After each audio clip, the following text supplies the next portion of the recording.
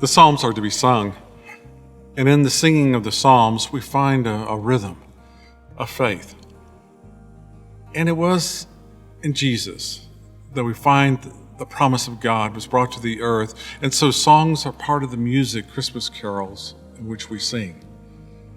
I was asked to go out with a group of our carolers from the church, and I was in a group of several others, and we went to 3 different homes, and we had other teams going out to other parts of the city. And when Marjorie returned to her house that night, her husband John asked her, said, "So how was the singing?" And Marjorie said it was fun. It was meaningful to be at the homes of our members and sing the Christmas carols to them.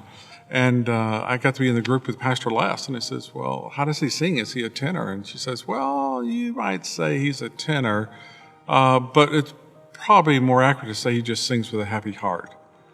And the Christmas carols for all of us is a time that we may sing the promises of God, whether we are feeling a sadness in our heart that ultimately leads to a happiness, or we just have a naturally beginning joy in our heart, because this is a season that we may have it both ways. I'm choosing an unusual connection to the Psalm 22 as for this Christmas season. Normally, we think of this psalm of Jesus quoting it from the cross, one of the last 7 statements of Jesus, when he said, my God, why have you forsaken me?" That's the opening of Psalm 22, and Jesus prayed it out, and we've wondered, why did he feel forsaken?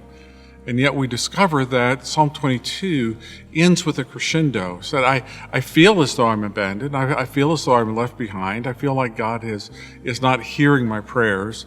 And that's how the psalm opens, and what Jesus said from the cross, speaking in his forlorn sense of doing what nobody else could do, to have been born and to die for us to be set free, on the cost that was taking on him. His death, horrible death.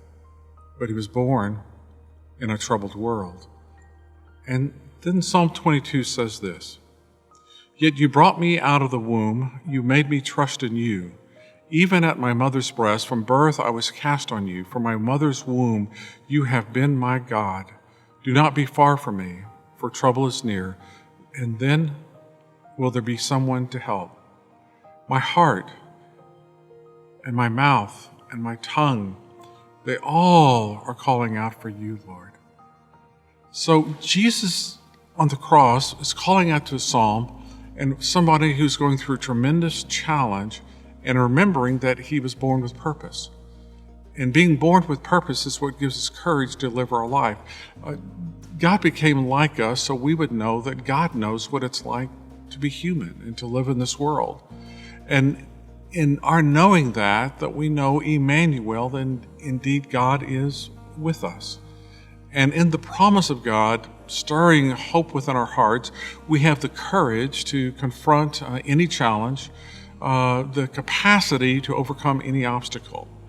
And so it was that Mary and Joseph made that 3-day plus journey from Nazareth to Bethlehem, trying to find a place where the baby could be born, figuring out how they were going to pay for all of it, and where their meals would come from, and who would help them, and what they could do in light of troubling times. And in this context, Jesus was born. The shepherds sang along with the angels in the sky, and we find in Luke 1 and 2 many references to the Psalms. Again, it's the sense of the singing power of faith for our lives. Whether you're by yourself or you're with a group in this season, know that this Christ is born for you in the city of David, a Savior for the world. Glory be to God in the highest, and on earth in peace, that God's good will be upon you.